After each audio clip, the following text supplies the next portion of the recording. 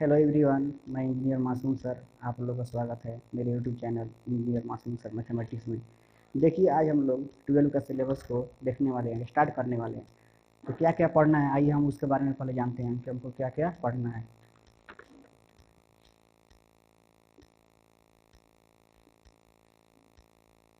12 के सिलेबस में क्या क्या पढ़ना है उसके बारे में हम आज जानेंगे।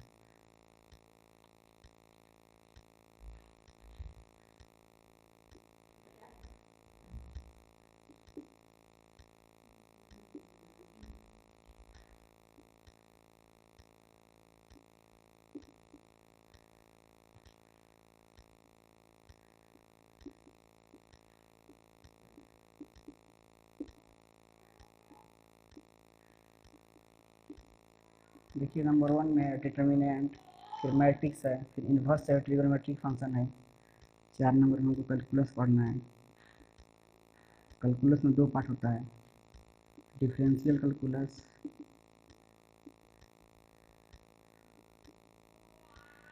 और 2 नंबर में इंटीग्रल कैलकुलस।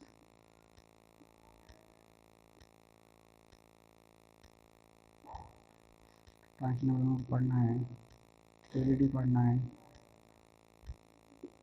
वेक्टर पढ़ना है, लीनियर प्रोग्रामिंग पढ़ना है। लीनियर प्रोग्रामिंग, प्रोबेबिलिटी पढ़ना है।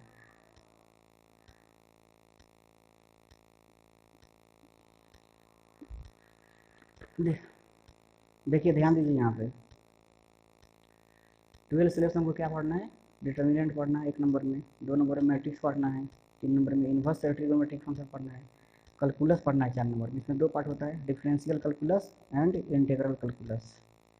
5 नंबर में एलईडी पढ़ना है, 6 नंबर में वेक्टर पढ़ना है, फिर 7 नंबर में लीनियर प्रोग्रामिंग पढ़ना है, 8 नंबर में प्रोबेबिलिटी पढ़ना है।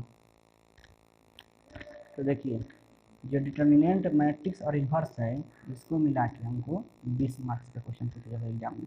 12 का जो बोर्ड एग्जाम होता है उसमें 20 मार्क्स का आता है इसमें से। जो कैलकुलस है, यहाँ से डिफरेंशियल कैलकुलस में से 10 मार्क्स से पूछता है। और बात की जाए इंटीग्रल कैलकुलस का, यहाँ से 20 मार्क्स हमको पूछा जाता है एग्जाम में।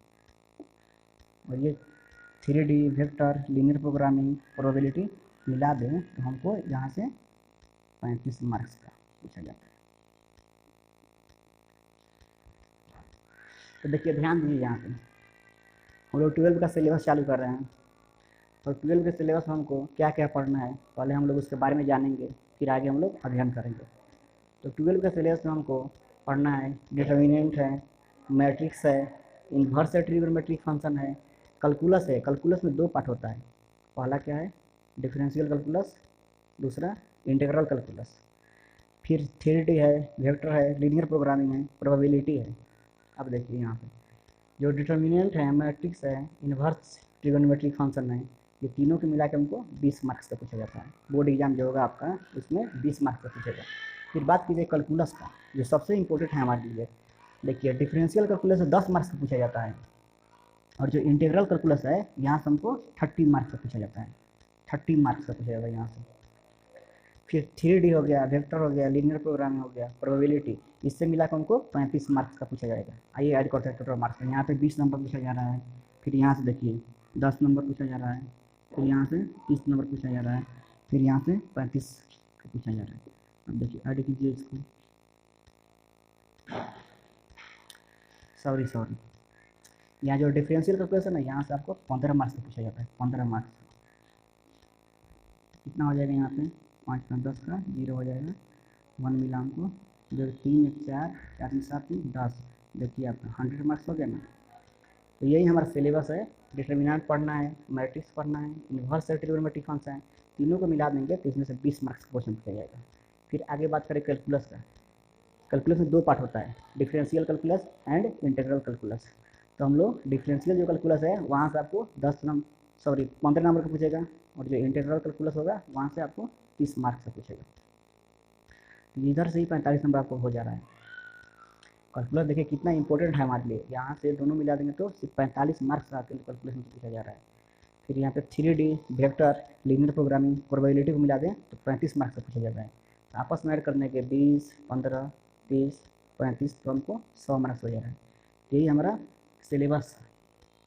अब आइए हम यहाँ से डिटर्मिनेंट को पढ़ेंगे सबसे पहले कि डिटर्मिनेंट क्या होता है।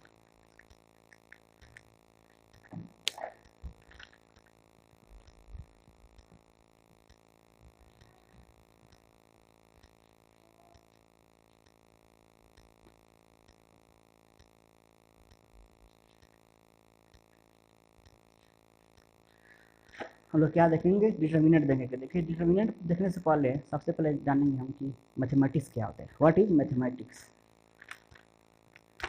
कोई भी बंदा आपसे क्वेश्चन पूछ सकता है कि मैथमेटिक्स क्या होता है, बताइए कि मैथमेटिक्स क्या है। आप लोग गणित पढ़ते हैं तो मैथमेटिक्स क्या है उसको डिफाइन कीजिए। तो आइए हम जानते हैं कि मैथमेटिक्स होता क्या है। क्वेश्चन में है आपको what is mathematics, what is mathematics. अगर इसका हिंदी लिखना चाहें तो क्या हो जाएगा, गणित क्या है, गणित क्या है। ये क्वेश्चन आपसे कोई पूछ दे, देखिए इसका क्या उत्तर देंगे हम लोग। प्रश्न में है गणित क्या है, व्हाट इज मैथमेटिक्स। देखिए इसका आंसर यही होगा, mathematics is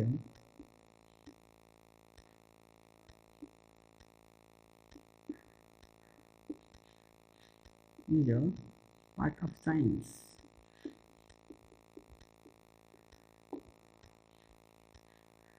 Mathematics is a part of science where we study about numbers, shape, quantity, etc.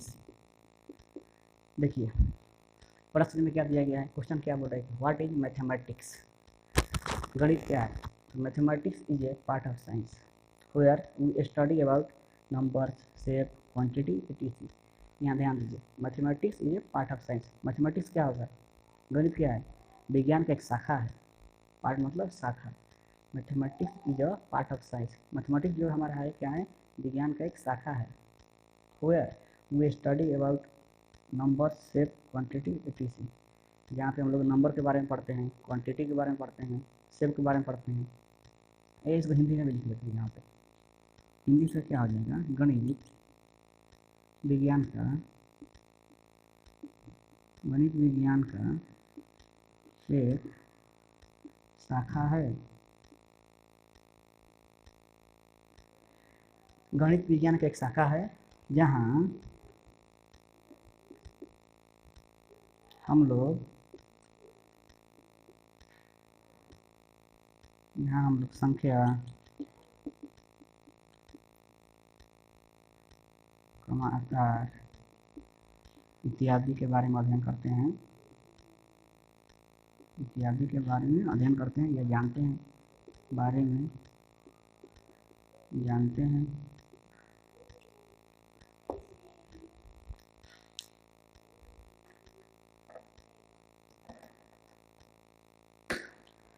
देखिए यहाँ पे गणित क्या है, तो हम लोग क्या बोलेंगे, गणित विज्ञान का एक शाखा है जहाँ हम लोग संख्या, आकार इत्यादि के बारे में जानते हैं। देखिए हम आशा करता हूँ कि आपको ये क्लियर हो गया होगा। कोई पूछेगा कि व्हाट इज मैथमेटिक्स, या हिंदी में पूछ सकता है गणित क्या है, हम लोग जवाब देंगे कि mathematics is a part of science where we study about number, shape, quantity, etc. गणित विज्ञान का वह भाग है, वह शाखा है जहाँ पे हम लोग नंबर के बारे में पढ़ते हैं, शेप के बारे में पढ़ते हैं, क्वांटिटी के बारे में पढ़ते हैं। आइए हम जानते हैं कि अब नंबर क्या है, शेप क्या है।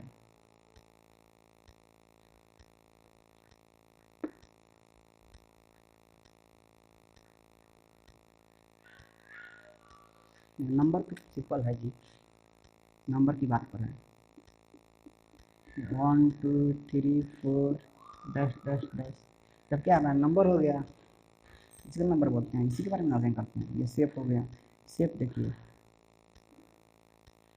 ट्रिंगल दिया हुआ है, क्या है ये ट्रिंगल ट्राइंगल, हिंदी में इसको क्या बोलते हैं हम लोग, त्रिभुज बोलते हैं, त्रिभुज। देखिए ये क्या है जो दिया हुआ है, ये हमारा शेप हो गया, आकार हो गया एक, इसी को हम लोग शेप बोलते हैं। इसी के बारे में मैथमेटिक्स में अध्ययन किया है, नंबर्स के बारे में, शेप के बारे में। यहाँ पे देखिए 2 नंबर यहाँ पर देते हैं, यहाँ पे क्या है, ये स्क्वायर दिया हुआ है, हिंदी में इसको हम लोग वर्ग बोलते हैं। स्क्वायर किसे बोलते हैं, वर्ग किसे बोलते हैं, जिसको चारों भुजा आपस में बराबर हो, ये बराबर होगा, ये बराबर होगा, ये चार क्या होगा, आपस में बराबर होगा, उसी को हम लोग वर्ग कहते हैं। ये भी हमारा एक शेप हो गया। आगे देखते हैं,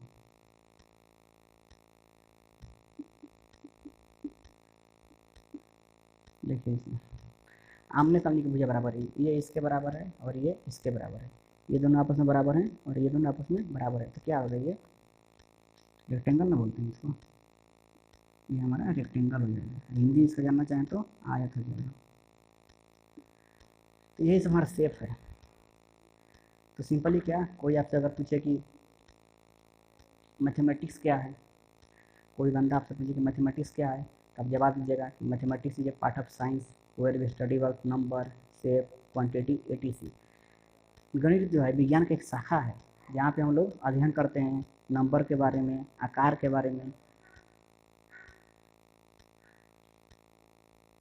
आशा करता हूँ कि आप लोग की समझ में आ गया होगा। आइए हम लोग अब डिटर्मिनेंट की ओर चलते हैं। हमको पहला चैप्टर क्या पढ़ना है, डिटर्मिनेंट पढ़ना है हमको।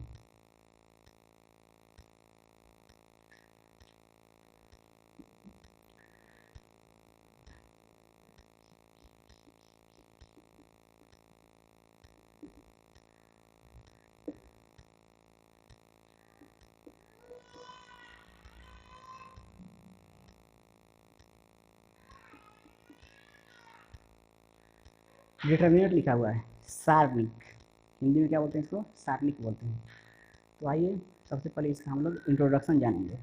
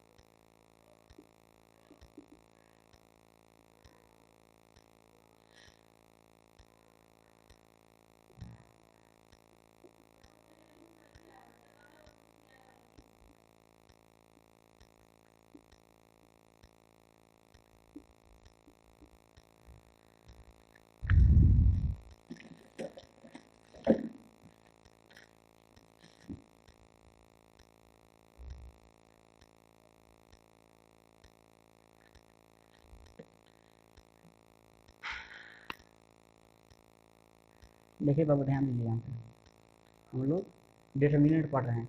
यहाँ पे हिंदी में इसको बोलते हैं सारणिक बोलते हैं। तो ये जो PS लैप्लेस लिखे हैं, ये एक मैथमेटिशियन थे। क्या थे, मैथमेटिशियन। जो PS लैप्लेस है, ये मैथमेटिशियन का नाम है। इन्होंने हमको सारणिक दिया है। जो डिटर्मिनेंट पढ़ते हैं इन्हीं की खोज है, मैथमेटिशियन है PS लैप्लेस, जिन्होंने हमको सारणिक दिया, डिटर्मिनेंट दिया। आइए हम लोग डिटर्मिनेंट के बारे में जानते हैं। देखिए इंट्रोडक्शन में मैं लिखा हूँ, इंट्रोडक्शन मतलब परिचय। With the help of determinant we can solve a system of simultaneous equation by Cramer's rules.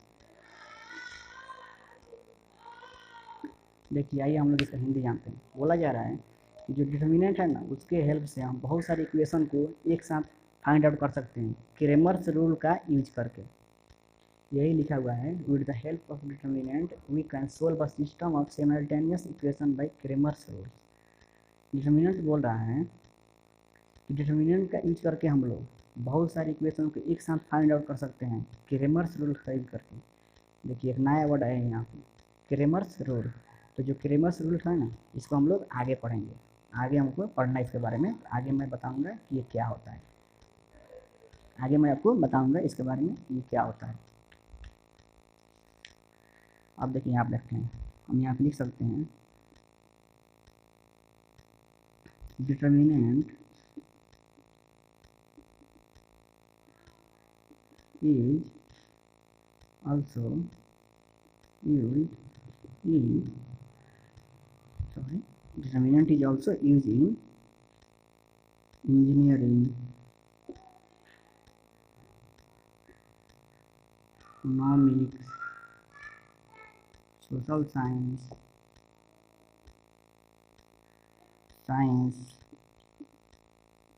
etc. जो डिटर्मिनेंट यहाँ पर दिया गया है इसका यूज हमको बहुत जगह है, इंजीनियरिंग के फील्ड में है, इकोनॉमिक्स के फील्ड में है, सोशल साइंस के फील्ड में है, साइंस के फील्ड में है। तो वही इसको मैं लिख दिया यहाँ पे, determinant is also use in engineering, economics, social science etc. जो डिटर्मिनेंट है इसका यूज हमको बहुत जगह होता है। कहाँ कहाँ होता है बता दिए ना आपको, इंजीनियरिंग में, इकोनॉमिक्स में, सोशल साइंस में एटीसी।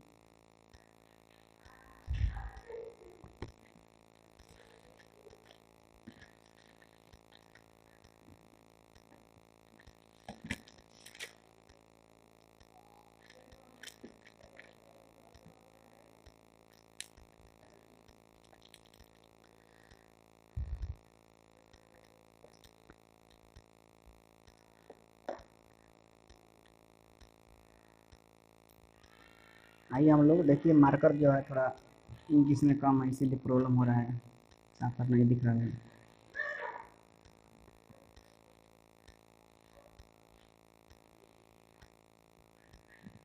आइए हम लोग आगे बात करते हैं।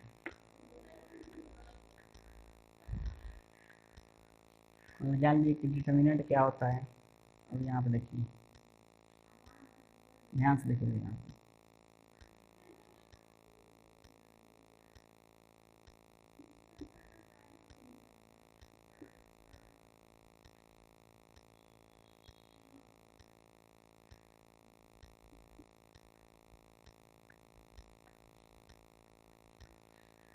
यहाँ पे देखिए एक्स डैश है एक लाइन, और वाई डैश एक लाइन है।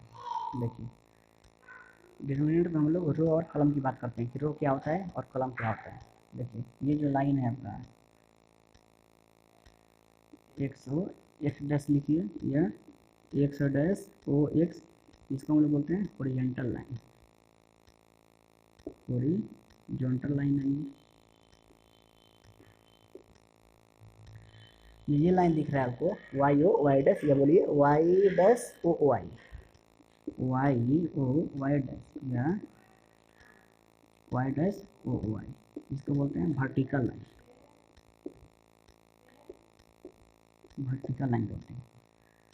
अगर हिंदी जानना चाहें आप इसका तो बोल सकते हैं, इसको हॉरिजॉन्टल लाइन को हम लोग बोलते हैं क्षैतिज रेखा, और वर्टिकल लाइन को बोलते हैं ऊर्ध्वाधर रेखा। देखिए यहाँ पे दो लाइन हम ड्रॉ कर दिए, ये ओरिजिन हो गया। एक लाइन कौन सा है, ये वाला एक लाइन है, इसको बोलते हैं हम लोग हॉरिजॉन्टल लाइन बोलते हैं। इसको क्या बोलते हैं, वर्टिकल लाइन बोलते हैं। हॉरिजॉन्टल लाइन को हम लोग हिंदी में क्षैतिज रेखा भी बोलते हैं, वर्टिकल लाइन को हम लोग ऊर्ध्वाधर रेखा बोलते हैं। तो देखिए यहाँ से डिफिनेशन बाहर निकल के आता है।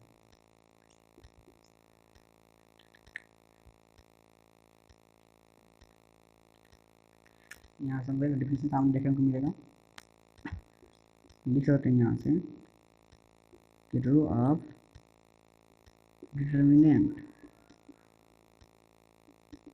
रो ऑफ डिटर्मिनेंट हिंदी में इसको लिखे तो सारणिक का,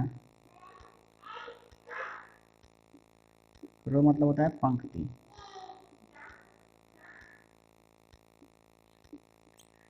क्या लिखे यहाँ पे ध्यान दीजिए, रो ऑफ डिटर्मिनेंट मतलब सारणी का पंक्ति। सारणी का पंक्ति क्या है, तो लिख दीजिए यहाँ पे horizontal line are called, horizontal lines are called row of determinant.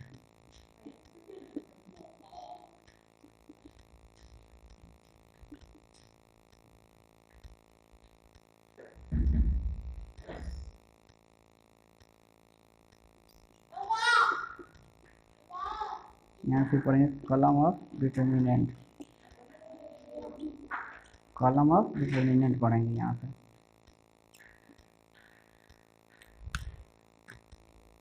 इसको लिख देंगे vertical lines, vertical lines are called column of determinant, column of determinants,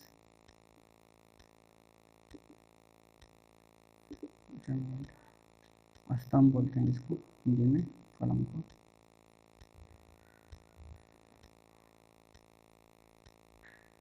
क्या जाएगी, सारणी का स्तंभ हो जाएगा ये, सारणी का स्तंभ। ध्यान दीजिए यहाँ पर, सबसे पहले मैं आपको बताया यहाँ पे, ध्यान दीजिए यहाँ पे, सबसे पहले मैं आपको बताया यहाँ पे एक्स डैश एक लाइन है और वाई डैश एक लाइन है। इस लाइन को हम लोग हॉरिजॉन्टल लाइन बोलते हैं। क्षैतिज रेखा है ये जो रेखा है खंबा के जैसा वाई डैश, इसको हम लोग वर्टिकल लाइन बोलते हैं, ऊर्ध्वाधर रेखा बोलते हैं इसको। तो जानेंगे हम लोग कि डिटर्मिनेंट का रो क्या होता है, मतलब सारणी का पंक्ति क्या होता है। तो लिखे हैं कि horizontal lines are called row of determinant, मतलब ये वाला जो लाइन रहेगा इसको हम लोग रो बोलेंगे। डिटर्मिनेंट का क्या हो जाएगा, ये रो हो जाएगा हमारा। और ये जो लाइन है हमारा कॉलम हो जाएगा। इस लाइन को रो बोलते हैं और इसको कॉलम बोलते हैं। तो वहाँ ये डिफिनीशन में लिख दिया, रो ऑफ डिटर्मिनेंट, रो का हिंदी होता है पंक्ति, मतलब सारणी का पंक्ति क्या होता है। तो horizontal lines are called row of determinant, ये जो लाइन है ये इसको रो बोलेंगे। फिर लिखे हैं कॉलम ऑफ डिटर्मिनेंट, तो लिखे हैं vertical lines are called column of determinant, जो लाइन है वर्टिकल लाइन इसको हम लोग डिटर्मिनेंट का कॉलम बोलते हैं।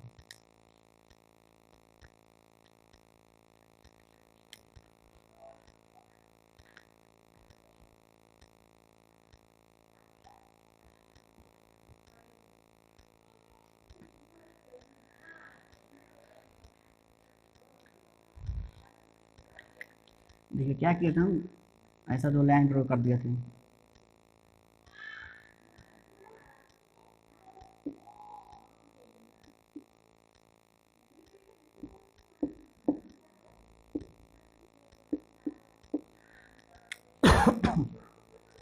इसको क्या मतलब है कि ये जो डिटर्मिनेंट का ये रो होगा और डिटर्मिनेंट का कॉलम होगा, मतलब जो हॉरिजॉन्टल लाइन होगा उसको हम लोग रो बोलेंगे, जो वर्टिकल लाइन है इसको हम लोग कॉलम बोलेंगे।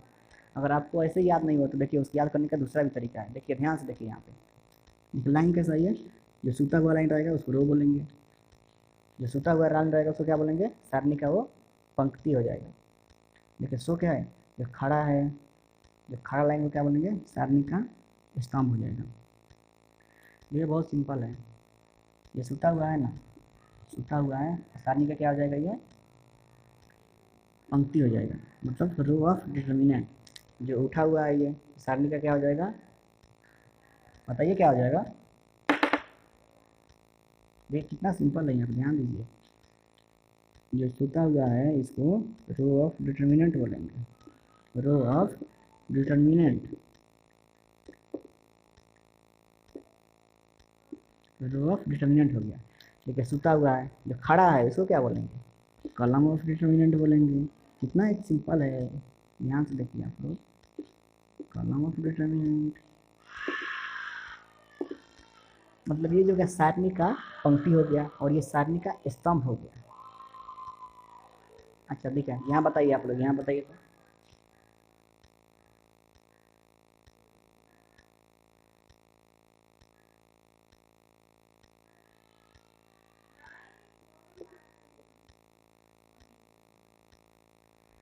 मान लीजिए यहाँ पर दिया हुआ है 4 3 5 6, ये सब एलिमेंट हैं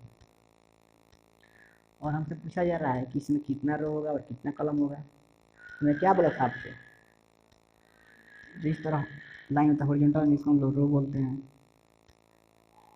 इसमें कितना हॉरिजॉन्टल लाइन दिख रहा है आपको, दो हॉरिजॉन्टल लाइन दिख रहा है।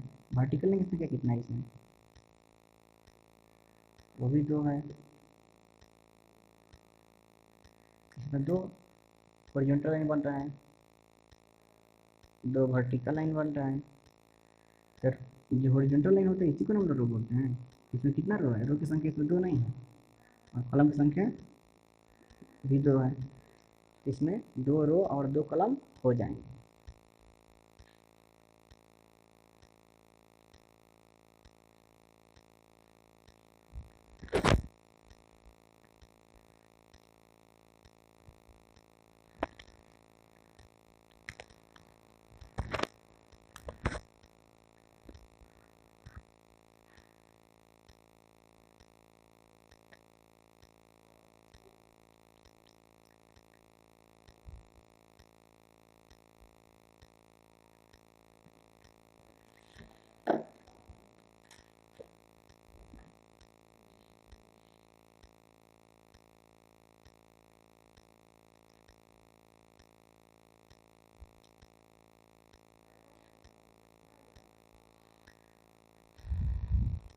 देखिए हम लोग ध्यान देते हैं यहाँ पे, मैं क्या बताया यहाँ पे,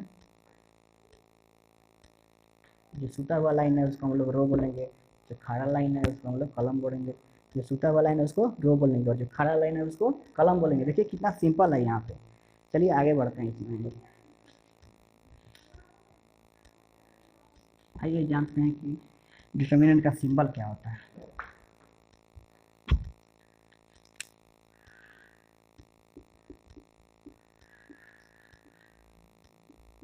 सिंबल ऑफ डिटर्मिनेंट,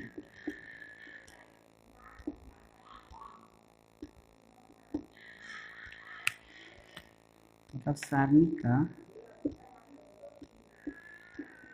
चिन्ह।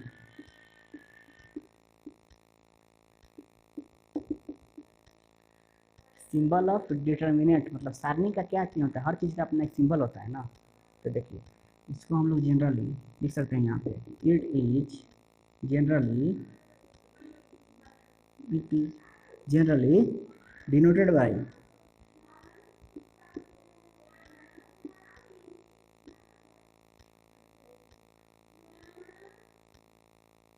Del, it is generally denoted by del. हम लोग सारणी का चिन्ह क्या हो गया, it is generally denoted by del, इसको डेल से हम लोग रिप्रेजेंट करते हैं।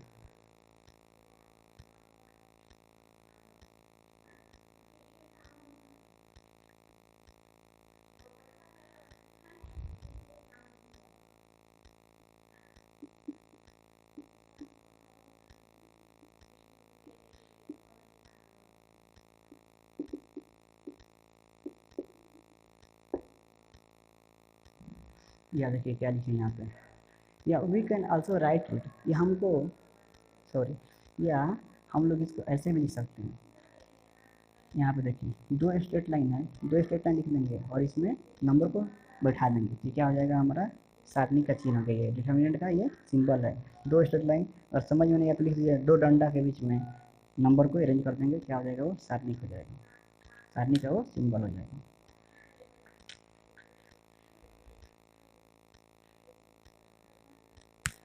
सारणी का ये सिंबल हो गया।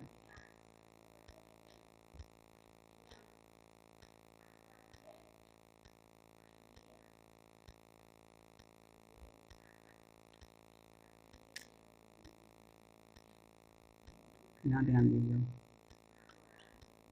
हम लोग यहाँ पर जो पढ़ना है ना, हमको ऑर्डर 1 का डिटर्मिनेंट पढ़ना है, ऑर्डर 2 का पढ़ना है, और ऑर्डर 3 का भी डिटर्मिनेंट को हमको पढ़ना है।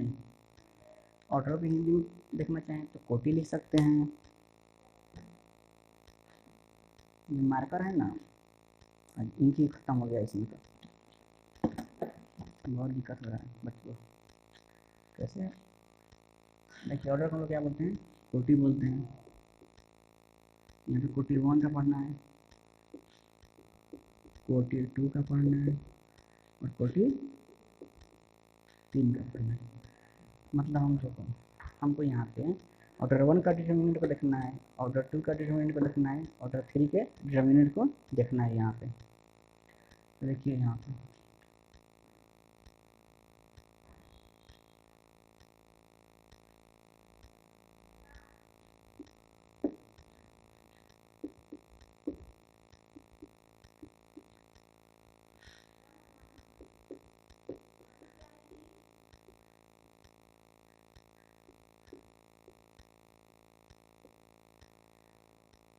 देखिए बाबू ध्यान दीजिए यहाँ पे। अगर मैं आपसे पूछूँ सिंपली कि आप इस क्वेश्चन को देख के बताइए, इस डिटर्मिनेंट को देख के बताइए कि इसमें कितने रो हैं और कितने कॉलम हैं, आप लोग क्या बोलिएगा? देखिए इसमें हम लोग हॉरिजॉन्टल लाइन कितना ड्रॉ कर सकते हैं?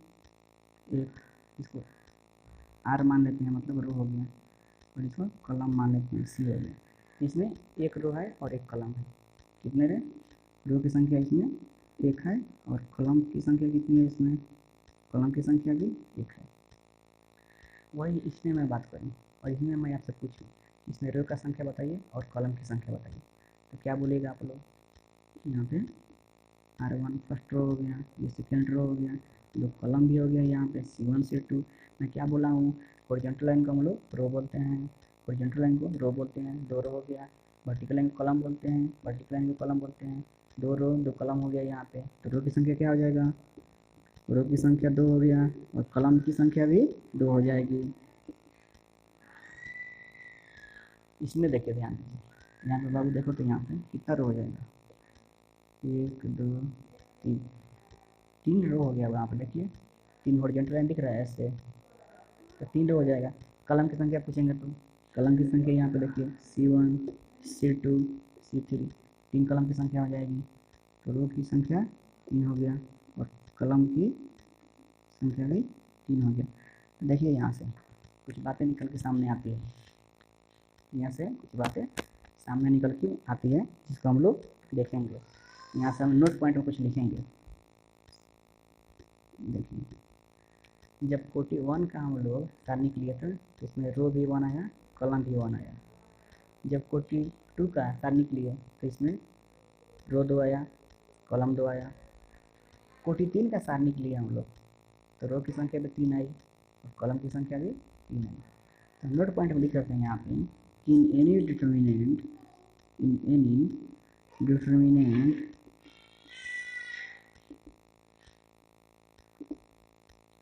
number of row is equal to number of columns. Number of row is equal to number of columns is equal to order of determinant.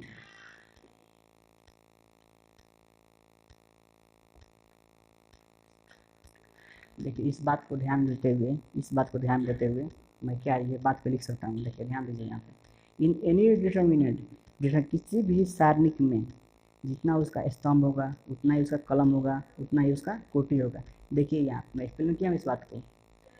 In any determinant, किसी भी सारणिक में जितना उसमें नंबर होगा, सॉरी जितना उसमें नंबर ऑफ रो होगा उतना ही नंबर ऑफ कलम होगा। ध्यान दीजिए यहाँ पे नंबर ऑफ रो एक है तो नंबर ऑफ कलम भी एक है, नंबर ऑफ रो दो है यहाँ भी कलम दो है, नंबर ऑफ रो थ्री है तो नंबर ऑफ कलम तीन है। तो वही ना लिखा गया है कि नंबर ऑफ रो बराबर होगा नंबर ऑफ कलम बराबर ऑर्डर ऑफ डिटर्मिनेंट। यहाँ पे ऑर्डर वन था, तीनों देखो बराबर आया, यहाँ पे ऑर्डर बराबर है, रो भी बराबर है, कॉलम बराबर है। जब दो लिया तो यहाँ भी दो दो आया, तीन लिया हूँ तो यहाँ भी तीन तीन है। इससे क्या बात सामने निकल के आई? बात सामने ये निकल के यही आ रही है कि किसी भी डिटर्मिनेंट में जितना उसका रो होगा उतना ही उसका कॉलम होगा, उतना ही उसका ऑर्डर होगा। इस बात को ध्यान में रखेंगे, एग्जाम में ये एक नंबर में पूछा जाता है, इम्पोर्टेंट है ये।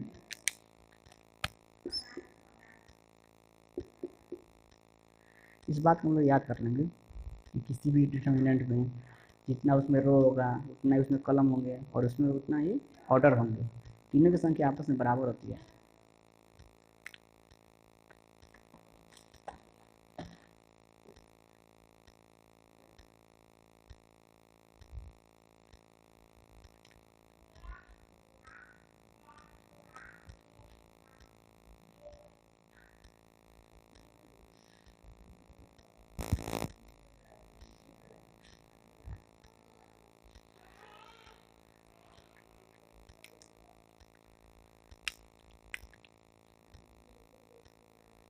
आइए हम लोग इसका फॉर्मूला पढ़ते हैं।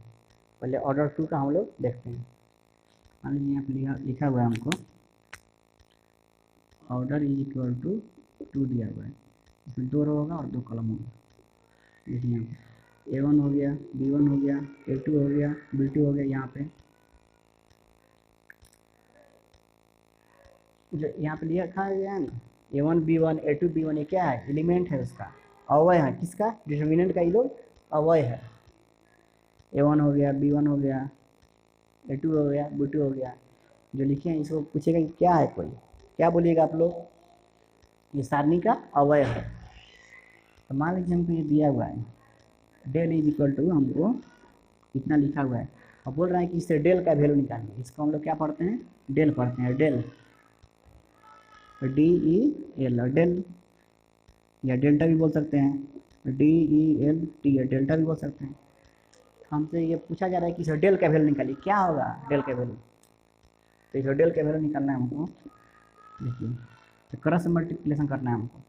यहाँ पे ध्यान दीजिए, हमको ऐसे गुना करना है, इसको इससे गुना करना है, फिर बीच में माइनस लेना है, फिर इससे इसको गुना करना है। देखिए सिंबल देख के पहचानिए क्या बोला जा रहा है यहाँ पे। इसको इससे गुना करना है, इसको इससे गुना करना है, फिर माइनस करना है बीच में, फिर इसको इससे गुना करना है, इसको इससे गुना करना है, इसको इससे। तो क्या निकलेगा यहाँ पे? कीजिए गुना। ये A1 को B2 से गुना करना है, माइनस फिर A2 को B1 से गुना करना है, यही इसका वैल्यू हो जाएगा। देखिए यहाँ पे A1 को B2 से गुना करना है और फिर A2 को B1 से गुना करना है, तो क्या होगा हमारा? यही वैल्यू हो जाएगा डेल का। देखिए कितना ईजी है निकालना। आइए इसमें कुछ एग्जाम्पल देखते हैं, इस तरह कंसेप्ट क्लियर हो जाएगा। मान लीजिए एग्जाम्पल 1 में दिया गया हमको डेल बराबर दिया गया हमको 5 3 2 1 और हमसे पूछा जा रहा है कि इस डेल का वैल्यू निकालिए आप लोग। तो मैं आपको अभी क्या बताया, यहाँ पर ध्यान दीजिए। इस एलिमेंट को इससे गुना कर देना है, देखिए, फिर बीच में माइनस लगा देना है, फिर इस एलिमेंट को इससे गुना कर देना है। देखिए कीजिए आप लोग, यहाँ इसको इससे गुना कीजिए, तो 5 × 1 और बीच में क्या लगाना है? तो माइनस लगा दिया, फिर इसको इससे गुना करना है, 2 × 3। तो 5 को 1 से गुना कीजिएगा तो 5 मिलेगा, और फिर 2 को 3 से कीजिएगा तो 6 मिलेगा, बराबर -1 आंसर हो जाएगा यहाँ पर। देखिए कितना ईजी है अभी। देखिए फिर से समझिए, ऑर्डर 2 है यहाँ पे और ऑर्डर 2 के डिटर्मिनेंट हमको दिया रहेगा, तो उसको कैसे सोल्व करेंगे इसी के बारे में हमको आज सीखना है। तो इसके लिए फार्मूला यही होता है, इसका यही कॉन्सेप्ट है। यहाँ पर डेल इज इक्वल टू क्या लिखा गया है? A1 B1 A2 B2। और मैं आपको ये बताया हूँ कि दो स्ट्रेट लाइन के बीच में नंबर को सेपरेट किया जाता है तो डिटर्मिनेंट का कहलाता है। ये डिटर्मिनेंट का सिंबल है, दो स्ट्रेट लाइन या दो डंडा बोल दीजिए।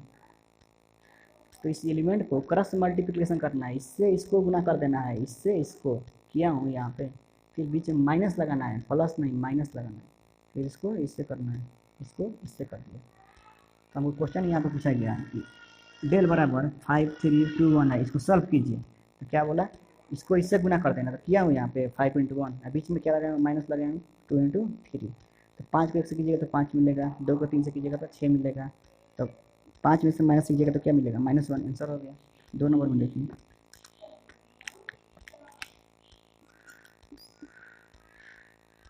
डेल बराबर आपसे दिया है √3, फिर यहाँ पे 2 1 √3 पूछा जा रहा है कि इसका वैल्यू निकालिए क्या होगा।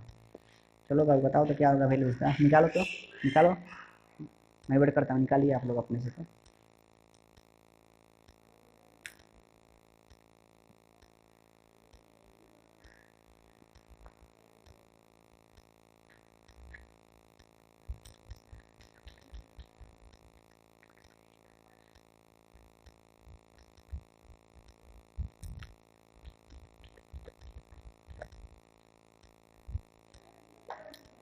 तो जल्दी निकालिए वैल्यू आप लोग उसका, मैं आप लोग का वेट कर रहा हूँ। तो कितना अच्छे से समझाया आप लोगों को, निकल जाना चाहिए आप लोगों से।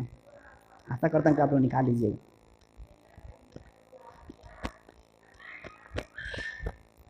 देखिए बाबू क्या सॉल्व कीजिए इसको, यही ना क्वेश्चन दिया गया आपको, तो क्या बोलिए? देखिए कितना सिंपल है, यहाँ पे इसको इससे गुना कर देना है। देखिए सिंपल देखिए यहाँ पे बीच में माइनस लगा देना, फिर इसको इससे गुना कर देना। तो कीजिए वही काम यहाँ पे, इसको इससे गुना कीजिए ना, रूट 3 गुने रूट 3 हो जाएगा। बीच में क्या लगाना है, माइनस लगाना है, फिर इसको इससे गुना करना है, तो 1 इंटू 2 हो जाएगा। और रूट 3 इंटू रूट 3 क्या होता है आपका, 3 होता है, 3 लिखिए यहाँ पे, माइनस 2 हो जाएगा, तो 1 आंसर हो गया, हमारा आंसर 1 हो गया। आगे और क्वेश्चन देखिए, 3 नंबर में देखते हैं क्वेश्चन ऐसे। 3 नंबर एग्जाम्पल लेते हैं हम लोग। यहाँ पे x दिया हुआ है, यहाँ पे 3 दिया हुआ है, फिर यहाँ पे 3 दिया हुआ है, यहाँ पे x दिया हुआ है। बोल रहा है कि इस डेल का वैल्यू निकालिए, इस डेल का वैल्यू निकालिए, तो क्या हो जाएगा, इसको इससे गुना करना है, x को x से कर दूंगा और 3 को 3 से गुना कर दीजिए, माइनस 3 इंटू 3 बराबर 0, या कितना हो जाएगा, x को x कीजिएगा तो x square minus 9 is equal to 0, या एक्स स्क्वायर माइनस नहीं हो जाएगा तो प्लस हो जाएगा, तो 9 हो जाएगा। x का वैल्यू क्या हो जाएगा, प्लस माइनस रूट अंडर 9, बाहर निकले तो क्या हो जाएगा, प्लस माइनस 3 आंसर। आशा करता हूँ कि आप लोग ये बात समझ में आ गया है मैं आज क्या पढ़ाया।